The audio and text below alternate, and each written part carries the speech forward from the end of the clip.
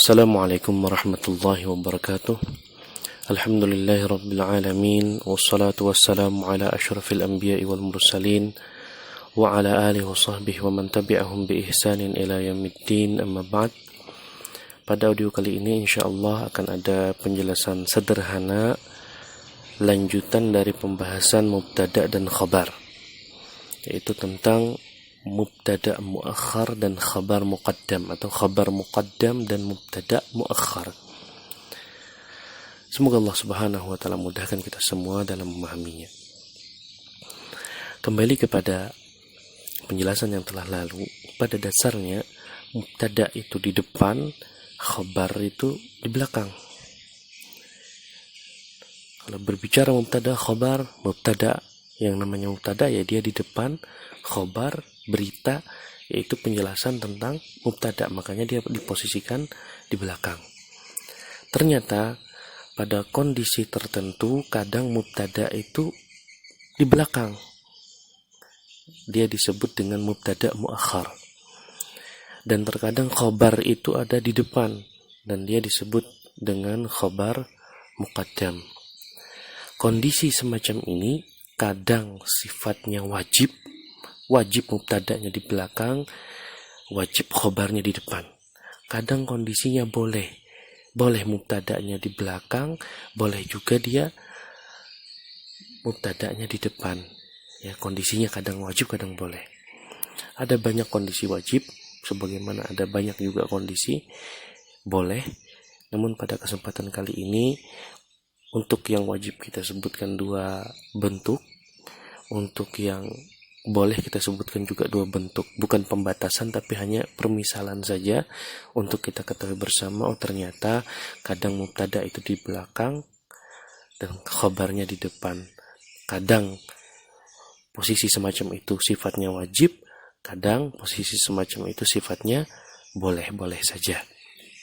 Oke, kita mulai dengan kondisi di mana wajib mendahulukan khabar, wajib mengakhirkan mubtada. Kondisi pertama, jika mubtadanya terdapat dhamir yang kembali kepada khabar. Dhamir yang nempel pada mubtada itu kembalinya kepada khabar. Contohnya, fil madrasati tullabuha, fil madrasati di dalam madrasah, di dalam sekolah, tullabuha murid-muridnya. Nya di sini kembali kepada al-madrasah, kembali kepada sekolah. Kita perhatikan fil madrasati. Fil madrasati ini kalau kita kaji mustahil kita sebut dia sebagai mubtada, karena yang kita tahu mubtada itu adalah isim, sedangkan fil madrasati adalah syibhul jumlah. Dan di sini syibhul jumlahnya berupa jar dan majrur. Ini bisa dipastikan kalau dia mubtada dan khobar, bisa dipastikan dia ini pasti adalah sebuah khobar. Nah, akhirnya kita memastikan untuk kepastian berikutnya, tullabuha ini kita pastikan dia sebagai apa? Mubtada. Tullabuha sebagai mubtada.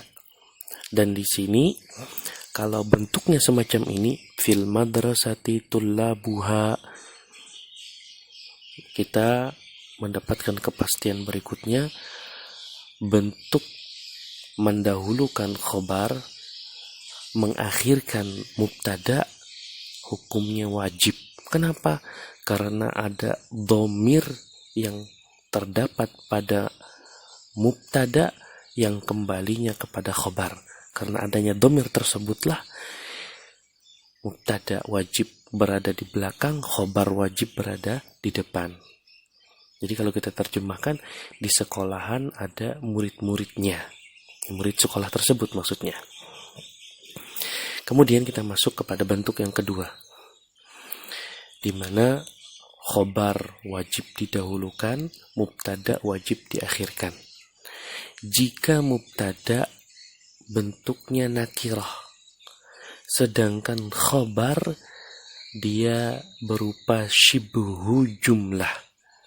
Kalau kita sebut syibhu jumlah, bisa jar dan majrur, bisa mudhaf dan mudhaf ilaih.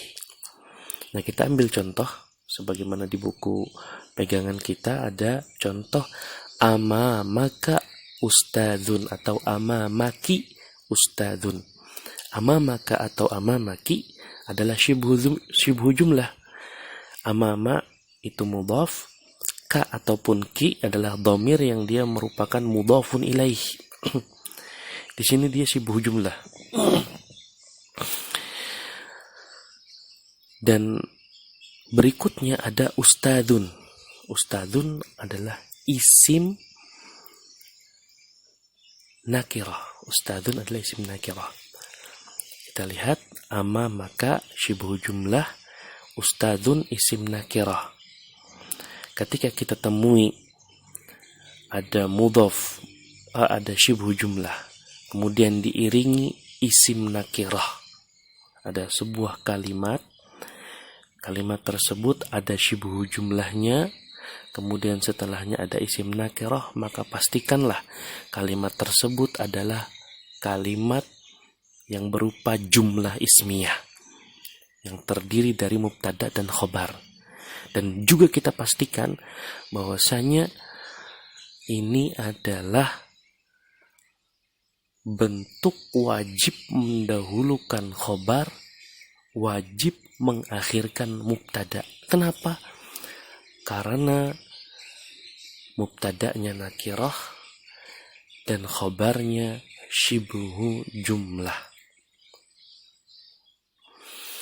Ini dua contoh ya, bentuk wajib mendahulukan khobar, mengakhirkan mubtada. Dan ada beberapa bentuk lainnya, namun kita tunda penjelasannya. Mudah-mudahan pada kesempatan lain, pada kondisi kita sudah mampu untuk mampu dengan mudah memahaminya, maka kita akan jelaskan.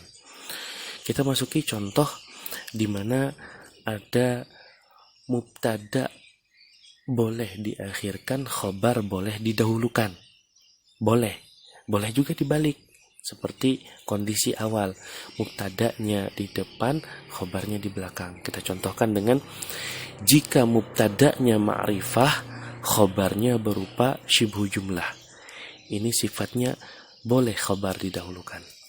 Contohnya sebagaimana di dalam buku walillahil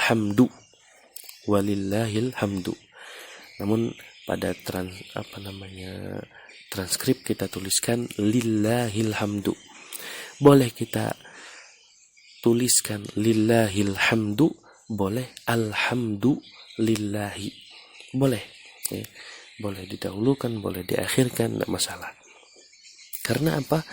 Karena khobarnya berupa syibhu jumlah dan mubtada'nya berupa isim ma'rifah. Isim ma'rifahnya karena ada alif lamnya, alhamdu. Contoh pertama, untuk kondisi boleh mendahulukan khobar, boleh juga khobarnya diposisikan seperti awal, yaitu posisi dia di belakang. Kemudian contoh lainnya, khobar boleh didahulukan jika memang khobar tersebut layak didahulukan dan kita ingin memberikan penekanan pada makna yang dimiliki oleh si khobar itu. Kita ingin memberikan penekanan pada makna yang dikandung oleh si khobar tersebut. Contohnya mamnu'un ad-dukhulu. Mamnu'un ad-dukhulu. Boleh mamnu'un ad-dukhulu, boleh ad-dukhulu mamnu'un. Kalau ad-dukhulu mamnu'un artinya ad-dukhul masuk, mamnu'un dilarang. Ya, masuk dilarang. Namun secara makna mamnu'un ini layak untuk didahulukan. Kata mamnu'un yang artinya dilarang ini layak untuk didahulukan. Dan rata-rata larangan itu bentuk penulisannya dalam bahasa Indonesia kan dilarang duduk, dilarang berdiri, dilarang kata dilarang yang biasanya didahulukan, karena memang ingin ada penekanannya di situ. Nah, dalam bahasa Arab pun ternyata demikian. Ya. Kalau kita ingin berikan penekanan pada kata dilarangnya, maka mamnu'un itu pertama diposisikan di depan, ad-dukhulunya di belakang. Mamnu'un khabar, tapi dia khabar muqaddam, ad-dukhulu mubtada, dan dia adalah mubtada muakhar, yang artinya dilarang masuk. Mamnu'un ad-dukhulu. Demikian juga kata mamnu'un at-tadkhinu. Mamnu'un at-tadkhinu, dilarang merokok. Ya, mamnu'un artinya dilarang, at-tadkhinu artinya merokok. Dan masih ada beberapa bentuk lainnya, yaitu bentuk lain maksudnya khobar boleh di depan, khobar juga boleh di belakang. Ada beberapa bentuk lainnya. Namun kita cukupkan 2 contoh bentuk yang kita telah sebutkan tadi, karena memang 2 contoh ini yang cukup mudah untuk kita pahami. Demikian, semoga Allah Subhanahu wa taala senantiasa berikan kita kekuatan untuk istiqomah dalam belajar. Wassallallahu ala nabiyina Muhammadin wa ala alihi wasallam. Assalamualaikum warahmatullahi wabarakatuh.